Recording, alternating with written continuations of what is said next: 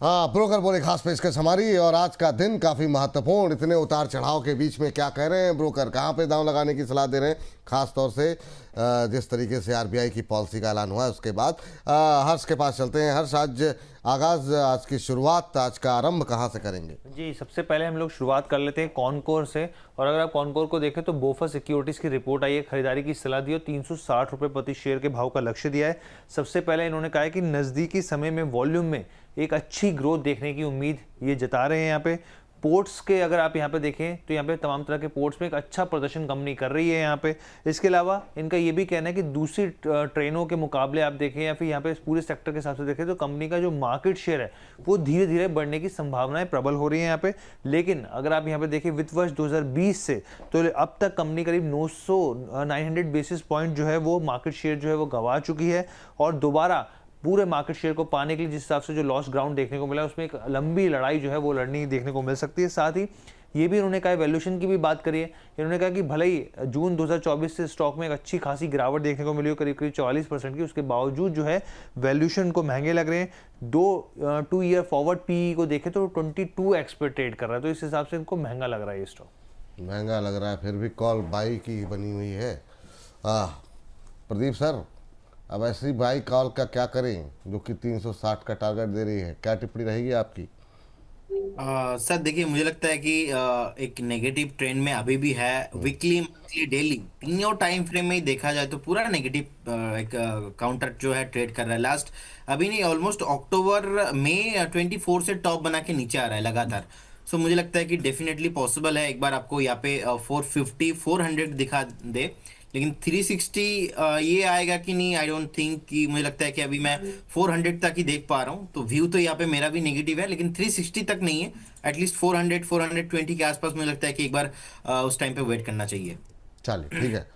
अगली टिप्पणी के लिए अगली कंपनी के लिए चलते हैं हर्ष के पास और जानते हैं अगली कंपनी कौन सी होगी। हर्ष बताइए सर। जी, वोडाफोन आइडिया की बात करते हैं। अगली कंपनी यहाँ पर ये है, HSBC की रिपोर्ट है, रिड्यूस की इन्होंने कॉल दी है और 5 रुपये 80 पैसे के इन्होंने टारगेट दिए। सबसे पहले इनका कहना है कि जिस तरीके से सब्सक्राइबर लॉस्ट हो रहा है यहाँ पे वो काफ़ी जो है कंसर्निंग है यहाँ पे। इसके अलावा उन्होंने कहा है कि कमज़ोर बैलेंस शीट जो है साफ तौर पर देखने को मिल रही है, जो कैश फ्लो है वो काफ़ी ज़्यादा सीमित है यहाँ पर और कंपनी के तौर पे एक तरीके से एक बड़ी चुनौती बना हुआ है। इन्होंने कहा है कि कई बड़े सुधार करने की कोशिश जो हो रही है, लेकिन अभी तक स्थिति पूरी तरीके से बिल्कुल भी साफ नहीं है। 5G रोल आउट की तैयारी की बात कर लीजिए या फिर कर्ज कम करने जैसी जो तमाम चीज़ें, उसके ऊपर कंपनी एक मोर्चे पे कई तरह की दिक्कतों का सामना कर रही है। यहाँ पे कंपनी को ट्रैक में लाने के लिए बड़े स्तर पे यहाँ पे कैपिटल की ज़रूरत है, निवेश की ज़रूरत है, इन्फ्यूज़ करने की ज़रूरत है यहाँ पे। और जब तक ऐसा नहीं होता तब तक निवेशकों के लिए स्टॉक में एक कंसर्न बना रहेगा। चलिए ठीक है। पहले जब HSBC या फिर कोई बड़ी कंपनी की तरफ से कोई रिपोर्ट आती थी तो शेयर में बड़ी गिरावट देखने को मिलती थी, अब थोड़ा सा उसका असर कम पड़ गया है। जरा इंट्राडे चार्ट दिखा दीजिए वोडाफोन आइडिया का और गूगल फाइनेंस का। 1.5% की मजबूती।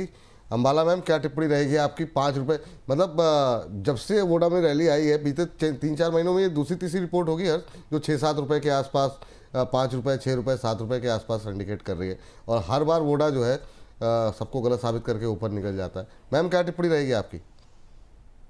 पिछली बार किसी ने 2 रुपये 80 पैसे की भी रिपोर्ट दी थी और उस समय ये 6 रुपये समथिंग था। तो आपके प्लेटफॉर्म के थ्रू बहुत सारे लोगों ने, इंक्लूडिंग मी, हम लोगों ने बाइंग की रेटिंग ही दी थी और वो अच्छा परफॉर्म किया है। सो आई डिसएग्री विद दिस। ये अभी 1 साल के अंदर मुझे नहीं लग रहा है कि 11, 12, 14 एंड उसके बाद एक स्ट्रेस्ड, अगर मैं देखूं एक पूरे साल भर का, तो मुझे नहीं लग रहा है कि ये अभी 5 रुपये 80 पैसे 8 पैसे के आसपास आने वाला है। सो आई डिसएग्री। इनफैक्ट अगर डिप मिले, मैं तो एक्सपेक्ट कर रही थी कि 9.5 रुपए के आसपास आ जाए तो खरीदे, लेकिन आया ही नहीं। ये 9 रुपये 70 पैसे के आसपास से वापस रिबाउंड हो गया। तो ट्रेंड अगर आपको वापस से 9, 9.5 रुपए 9 रुपए की रेंज में मिले तो खरीदार करने की कोशिश करिएगा। बाकी जो लोग ऑलरेडी हैं इसमें, आई सजेस्ट, मेरा व्यू ये है कि आप चाहें तो अभी भी होल्ड कर सकते हैं। 11, 12, 14 रुपीज के टारगेट तो 3 से 4 महीने के अंदर हम आराम से एक्सपेक्ट कर सकते हैं। चलिए ठीक है। बाकी इस पे और डिटेल में जो चर्चा अगर आपको सुननी हो तो फिर शनिवार को दोपहर 2 बजे हमारा विशेष कार्यक्रम छोटे शेयर ऊंची छलांग जो है वो आप देखना मत भूलिएगा, रचित खंडेलवाल जी के साथ। और प्रदीप जी का समय हो गया है। प्रदीप जी, उदास मत होइए, मुझे याद है, डिस्क्लोजर दे दीजिए सर आप। देखिए, investment securities market subject to market risk, जितने भी स्टॉक्स को लेके सर बात हुआ है, कोई भी स्टॉक्स पे हमारा कंपनी का कोई भी पोजीशन नहीं है, नो कॉन्फ्लिक्ट ऑफ इंटरेस्ट। बहुत बहुत धन्यवाद विपुल जी आपको और सारे व्यूअर्स को। Thank you. थैंक यू, बहुत बहुत धन्यवाद, बहुत बहुत शुक्रिया आज की इस चर्चा का हिस्सा बनने के लिए। चलिए हर्ष के पास दोबारा चलते हैं और अगली कंपनी का रुख करते हैं। हर्ष बताइए अगली कंपनी कौन सी जी, है? इंटरग्लोब एविएशन खबरों में बनी हुई है, इंडिगो की है बात। और यहाँ पर अगर आप देखें, यहाँ पे तो सिटी की रिपोर्ट, खरीदारी की सलाह और 6,000 के आसपास के इन्होंने यहाँ पे लक्ष्य दिए हैं यहाँ पे। अब देखिए, हम सब जानते हैं और कंपनी जो है लगातार ऑपरेशनल चुनौतियों का सामना करे, तो रिपोर्ट में इसी बात को यहाँ पे कोट किया गया है। इन्होंने कहा कि टेक्नोलॉजी से जुड़ी दिक्कतें कंपनी फेस कर रही है यहाँ पे, और विंटर शेड्यूल में जो है वो बदलाव होता हुआ दिख रहा है। इसके अलावा खराब मौसम का भी कंसर्न है, और एयरपोर्ट पर जिस तरीके से भीड़ बढ़ रही है वो भी है। साथ ही यहाँ पे जो नए FDTL यानी कि जो फ्लाइट ड्यूटी टाइम लिमिटेशंस नियम होते हैं, उसका असर भी हमें देखने को मिल रहा है, जो लगातार फ्लाइट जो है वो कैंसिल हो रही है यहाँ पर। और इस वजह से क्या हो रहा है कि फ्लेक्सिबिलिटी में भी कंपनी की तरफ से काफ़ी कमी देखने को मिल रही है। शेड्यूल में जो बदलाव है वो आने वाले 48 घंटों में भी काफ़ी बड़े चेंजेस देखने को मिल सकते हैं यहाँ पे। इसके अलावा इन्होंने कहा है कि वन टाइम परफॉर्मेंस में धीरे धीरे करके सुधार आएगा यहाँ पे, और जो भी यात्री हैं जो प्रभावित हो रहे हैं, कंपनी उसकी तरफ से रिफंड दे रहे हैं, लेकिन इनका ये मानना है कि थोड़ा सा कंसर्न है, लेकिन वो धीरे धीरे कम हो जाएगा। चलिए, ये बात यहाँ पर निकल के आई है। मैम क्या टिप्पणी रहेगी आपकी? नाराजगी तो पर्सनली मुझे भी इंडिगो के साथ में है। मेरा बैग लगेज टूट गया था, अभी तक उन्होंने रिफंड नहीं किया, 2.5 साल हो गए। ओहो, वाह। तो रही बात, तो इसी बात पे जो मेरा व्यू है, मैं ये गिर जाएगा 4,700 तक। नॉट बिकॉज ऑफ कि इन्होंने हमारा लगेज तोड़ दिया, टेक्निकल और ओवर वैल्यूएशन इसमें है, जिसकी वजह से ये 4,700 तक सरक सकता है, गिर सकता है। और अभी ये 5,200 के आसपास, 5,290, 5,300 के आसपास में है। So wait for a better price. आज की डेट में ये मोनोपोली के लिए ट्रेड कर रहा है, लेकिन फ्यूचर में आई डू एक्सपेक्ट कि कम से कम एक तो कोई कंपनी इसके कंधे से नेक टू नेक कॉम्पिटिशन में आ जाए तो अच्छा रहे।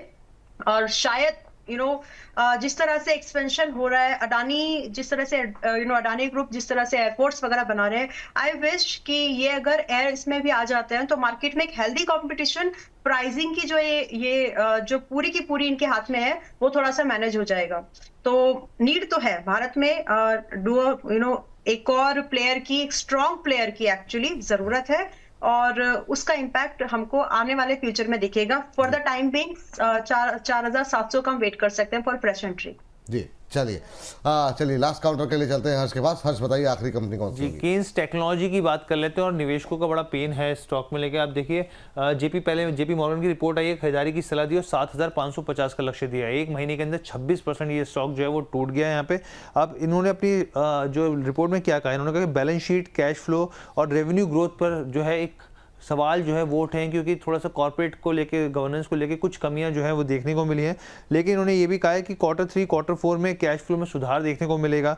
जो दूसरे आने वाले दिनों में यहाँ पे जो फंडामेंटल्स हैं, गाइडेंस है कंपनी की तरफ से, कोई बदलाव होते हैं। देखिए Q2 के नतीजे ठीक रहे, गाइडेंस ठीक रही है, यहाँ पे बॉटम फिशिंग से बचने की सलाह यहाँ पर दी जा रही है यहाँ पे। और उन्होंने कहा है कि जो फंडामेंटल है वो फिलहाल ठीक लग रहे हैं।